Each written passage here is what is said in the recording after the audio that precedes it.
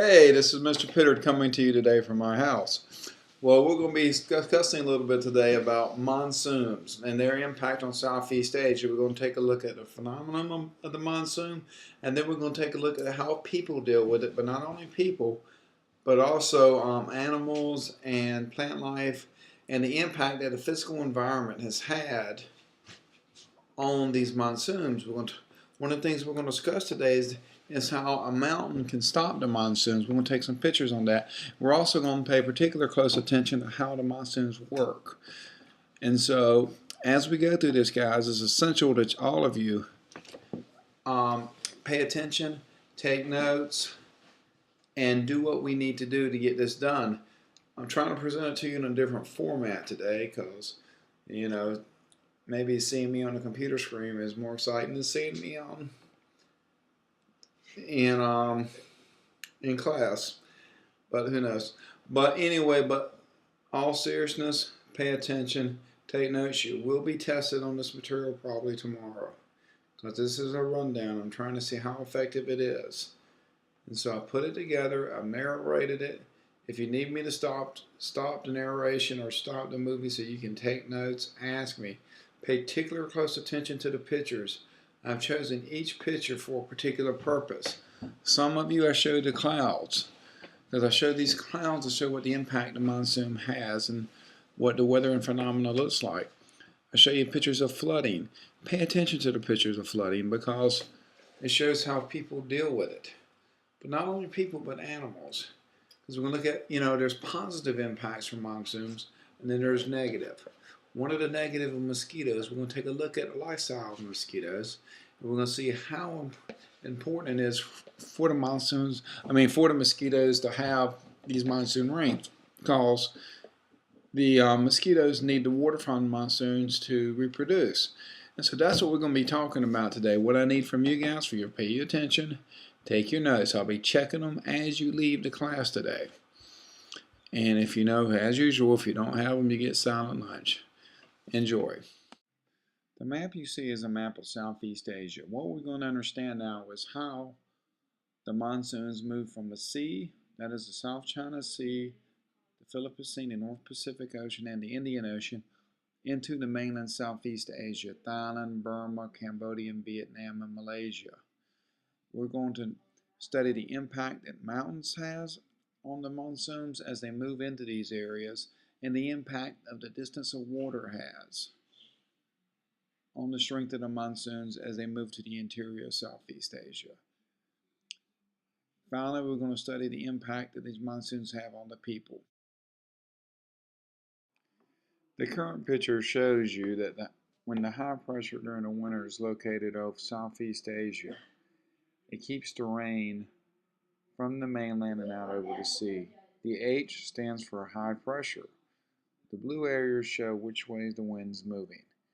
If you look on the L, the red L, that's low pressure. That allows the wind to be blown inland over India and over Southeast Asia. And it's when these winds come inland when the rain comes.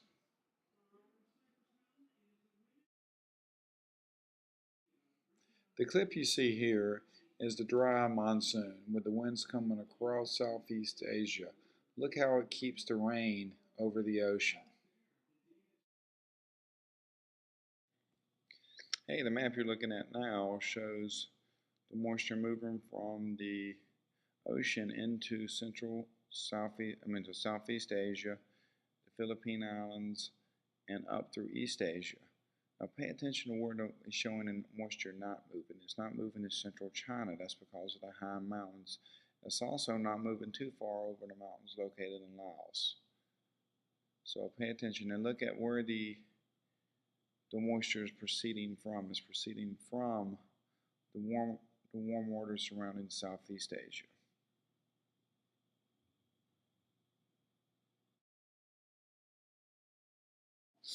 As the winds blow the rain in from the ocean, you can see by the graph in front of you what happens. The moisture runs into the mountain.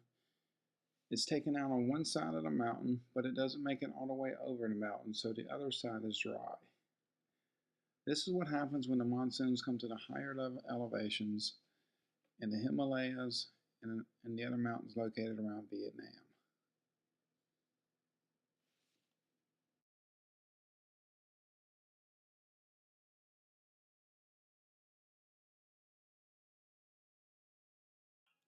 Hey, so far we've learned about how the monsoon pushes the moisture into Southeast Asia. Some of the things that happen after the moisture reaches the land of Southeast Asia, and remember the importance of the high pressure systems and the low pressure system. When the high pressure system is located over Southeast Asia, we have no rain. The winds are dry because the winds are coming from inland. When the low pressure system's over Southeast Asia, that's when the moisture comes from the ocean into Southeast Asia and brings the rain. Now remember, the farther away from the oceans, the little rain we have. The closer to the ocean, the more rain you're going to have. For instance, Singapore is going to have a lot of rain from the monsoon because it's located right next to the ocean than, say, a village in central Laos, which is located farther away from ocean. The rainy season is going to last longer when it's closer to the ocean. Now we're going to take a look at what happens to the environment, to people when this rain comes in. We've seen two aspects of this. Now we've seen how the rain comes into Southeast Asia, how these winds blow the rain in. We've seen what happens, as I said before, once it hits Southeast Asia, once the rain comes into the land, once the moisture runs into the mountains. We've seen what's happened with that. Now we're going to take a look at what happens to the environment and what happens to the people who are living in the environment, and how do people in nature as a whole adapt to this much rain, because we're talking not a few inches of rain, we're talking 30, 40 inches of rain, sometimes 70 inches of rain in some places in a very short period of time. And so here we go, and pay attention and take your notes, and there will be a note check. Hey, now what you're taking a look at is a city in Southeast Asia.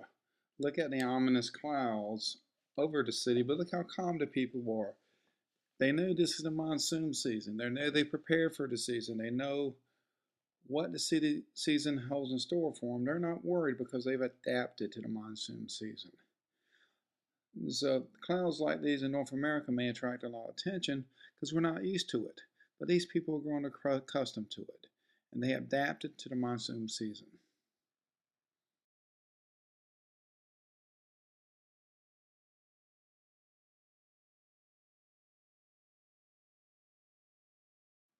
The monsoon season brings heavy clouds in like these. Notice the water already sitting on the bottom of the rice field.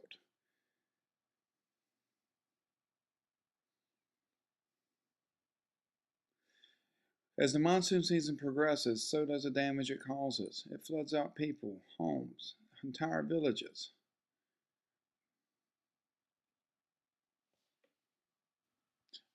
Not only people must learn to adapt, but also the animals must learn to adapt. What you're supposed to be seeing in this picture is a frog. Located on top of the frog is a mouse. And like the mouse trying to survive living on top of the frog, adapting to its environment, trying to adapt to the change in the monsoon weather, the change that the monsoon bring in, people too must find ways to survive. May not be hopping on the backs of the frogs, but it may be hopping on some flotation device.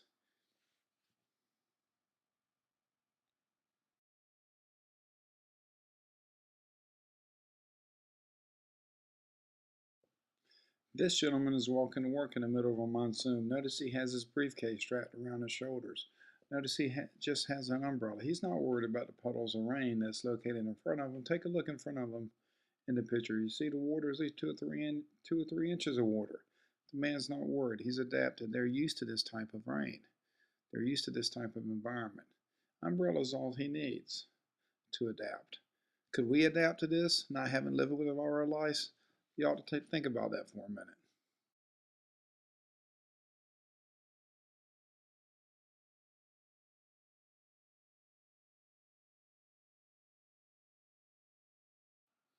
Two people driving through 3 feet of water at least on a motorcycle, adapting to their environment with what they have, keeping life going on pretty fairly normally. They're dressed in normal clothes. They don't have rain gear on or nothing. They're used to the monsoon weather. Can we see ourselves doing the same? Would we go to work in 3 feet of water on a moped or a motorcycle? Take a think about that. Think about how living in a particular environment allows you to learn how to live in that environment. We know how to adapt to ours. They know how to adapt to theirs.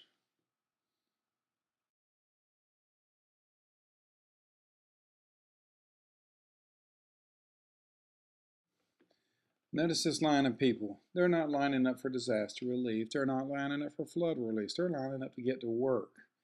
Yes, that's right. These people are dressed in everyday clothes. They're lined up down on what used to be a major street. This is a city in Southeast Asia. You see the cars? All these people are just trying to get to work. They are adapted. They're used to this water, 2 or 3 feet of water. This is what happens to people during the monsoon season. They still go on with day-to-day life despite the presence of this humongous volume of water they face.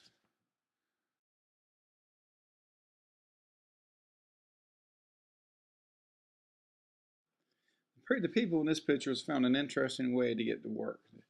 They're hauling their bike on, well, they're carrying their bike down the road and with sticks. Well, sticks are branches, and they're keeping it away from the water so it won't be messed up. Different people adapt to the environment in different ways. Once again, they're not dressed up in nothing different. Some of them have long pants on. If you notice the boys, they're soaking wet from top to bottom. The men are dry, but all of them treat this as something just to get over. They don't treat it as a life-ending experience, but just another day.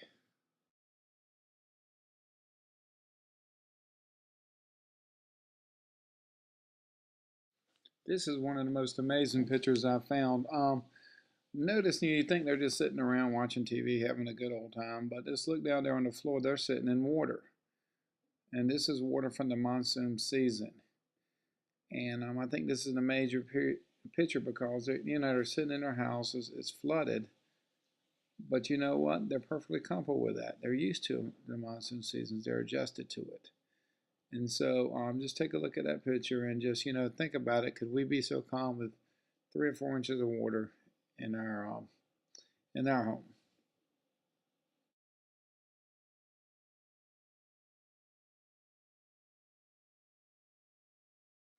Now, up till now, we've talked about some of the negative implications of the monsoon season, such as flooding. But remember, all this water has a great benefit to Southeast Asia. The benefit being it allows us rice production. Rice needs an abundant source of water. Without this monsoon season, without this overabundance in water, the rice crops would not be able to be grown. The picture you are looking at now is a rice paddy. Notice the small grains of rice already planted. Notice the larger behind it. None of this rice would be there without the monsoons. The monsoons are essential to rice production in Southeast Asia. Without the monsoons, it's doubtful that they could produce the amount of rice they need to feed their population.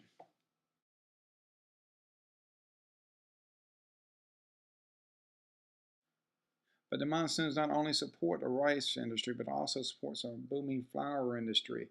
It supports our other agricultural products such as fruit, vegetables. This rain is essential to the farming industry in Southeast Asia. What you see in front of you is an exotic plant garden. They grow flowers there. They ship these flowers out around the world. Without the monsoons, this business would not be possible.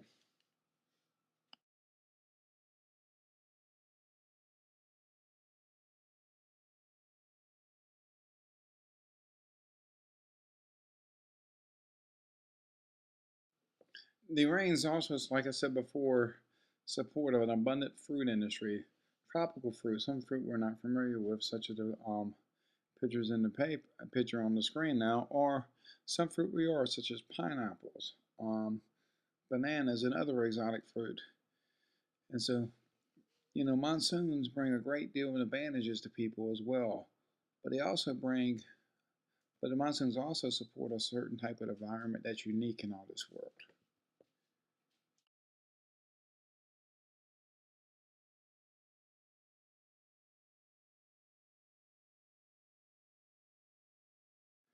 and that environment is a tropical rainforest. Now, most of these tropical rainforests are located along the equator and on the southern, along the ocean area, the southern rim of the Southeast Asia region. But without the monsoons, the existence of these forests will be impossible. The dense growth in the rainforest requires 79 to 188 inches a year, which they get during the monsoon seasons.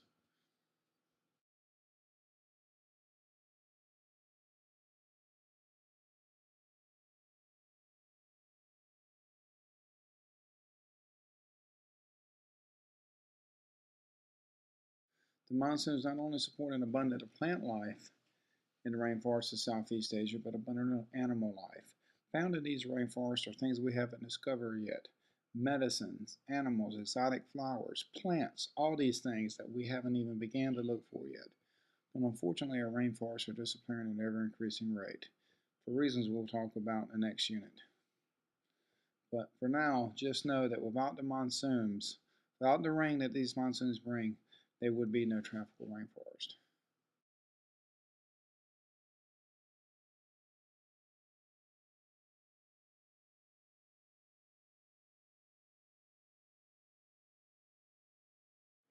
You're probably wondering why you're seeing a slide that says the day of the mosquito on it. But the reason why I put this up there is this, that one of the most dangerous side effects of the monsoon season is mosquitoes. Monsoons bring in sometimes 80 inches of rain. This rain leaves behind puddles. The puddles are excellent breeding ground for mosquitoes. And mosquitoes have probably killed more people than any insect in the world.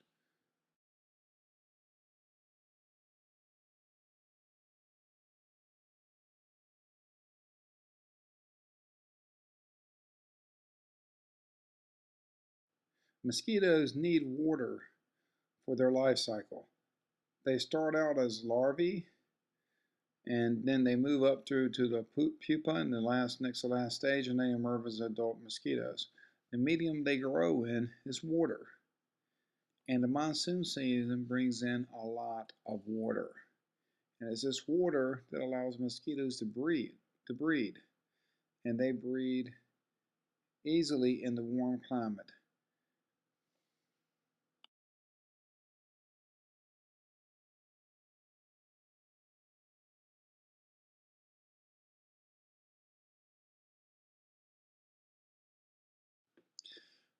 What you see in front of you is mosquito getting ready to feed off a person.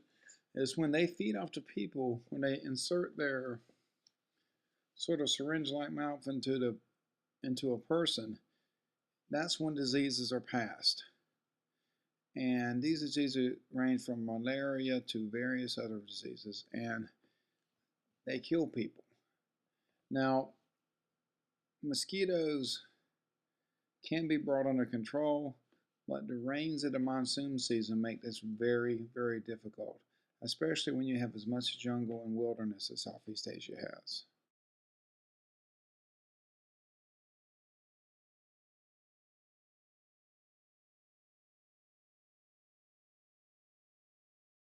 Finally, you see a mosquito feeding onto a person. You can see in the back of the mosquito the red, that's human blood. The mosquito feeds off to human blood. You can maybe see the long, um, narrow mouth penetrating the skin and is sucking the blood from the person. It's when that first penetration occurs that sometimes the disease or parasites slip from the mosquito to the person, making the person who is being bitten sick.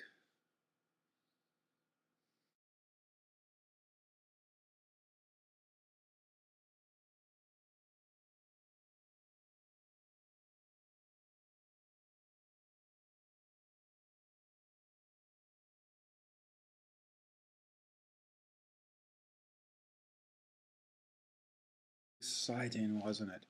Yes, we understand now about how monsoons form, where they come from, what can slow down on monsoons, and the effects of monsoons on people and animals.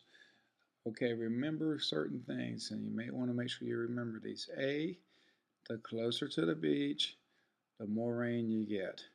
The farther from the beach, the less rain you get. Remember that the monsoons Slow down when they hit the mountains. Remember the Himalayas. When they hit the Himalayas, they stop. Remember the maps we saw. Second, remember that the monsoons will support rice production in Southeast Asia, the rainforest, agriculture in general, and one big side effect, besides the flooding, is the increase in the mosquito population. Thank you for paying attention, guys, and I'll pick up the rest of the lesson now.